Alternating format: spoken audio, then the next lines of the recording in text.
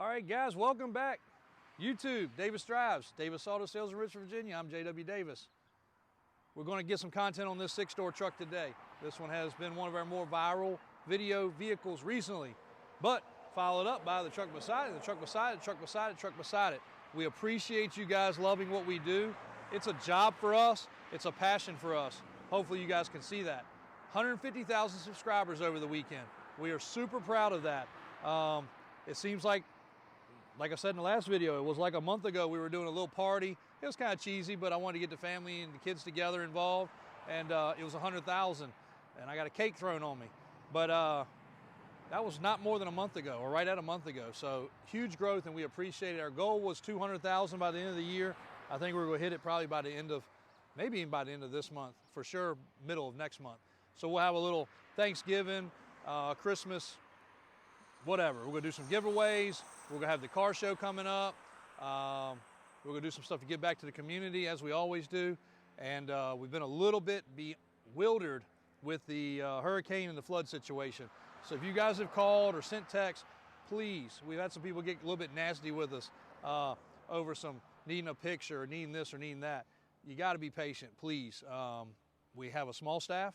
We're doing everything we can do. We do these videos because in these videos, a lot of times we're capturing things that you guys are asking about that haven't gotten on the website yet. Christian's been running behind. AJ's been running all over the place. I've been crazy busy dealing with logistics of some things. And we've just been trying to help out. So, and we all know that it's a bad devastation there. I had a friend there on the ground and from the air. I'll leave it at that. And he's seen some stuff that's hardly even worth talking about. And this man's seen some crazy stuff and done some crazy stuff. And that was some of the craziest stuff he's ever done. And we're very thankful for him taking care of that. We've sent supplies, we've sent vehicles. I think the ambulance and the fire truck probably made their way down there. A couple of our trailers have made their way down there, full of supplies. And some of them are even having a tough time even getting to the right place. And that's super frustrating. But I'm not going to get into politics, and I'm not going to get into conspiracy theories and all that kind of stuff. You guys can run with all that you want to.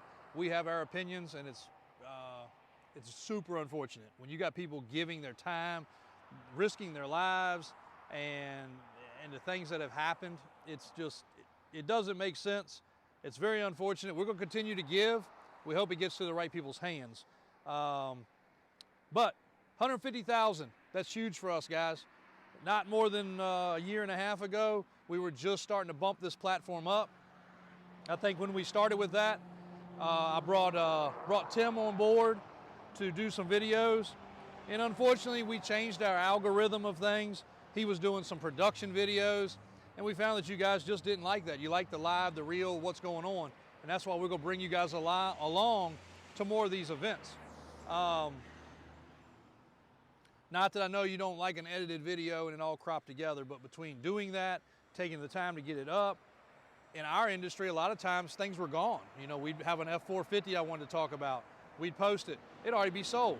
So we had to change it up. Doing these daily videos, blogs, vlogs, whatever you want to call it, have worked a little bit better. If you didn't watch the last video, Mudbog car show we came back from, AJ asked about the 8-door. Great question. Use that as a thumbnail for this one. 8-door project. That truck came in like 4 different pieces. I bought it sight unseen. It came in, it was a project in the making, and it was a mess, to say the least. It was all scabbed together, nothing was hooked together, no drive line, suspension was out of whack. It was a disaster. Let's get out of the sun. I'd love to make our way up there today, but we're not going to probably have time to do that, as busy as things are.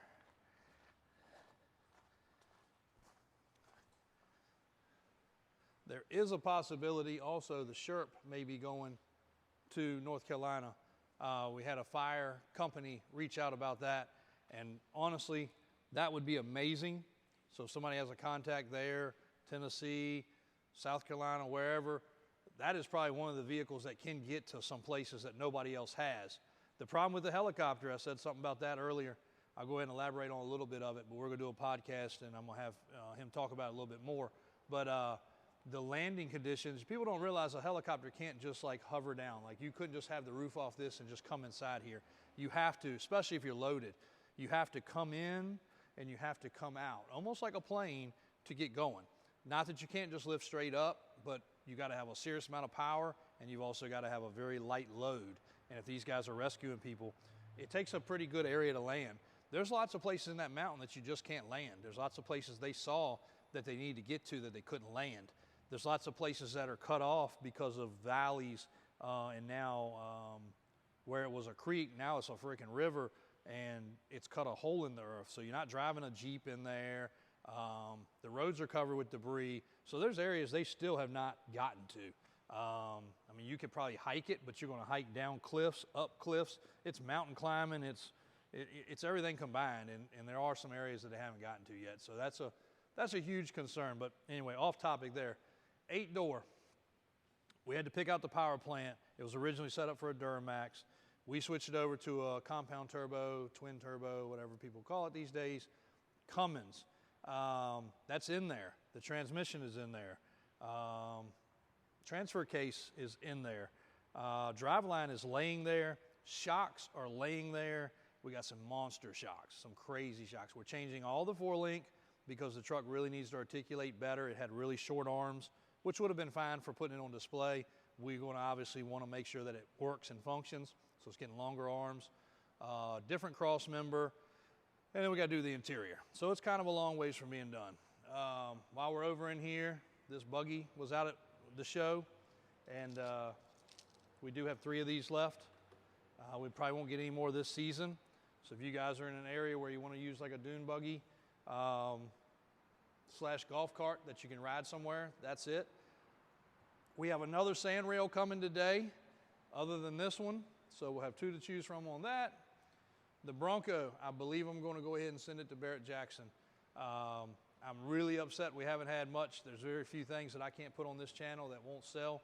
I don't know why you guys haven't latched on that.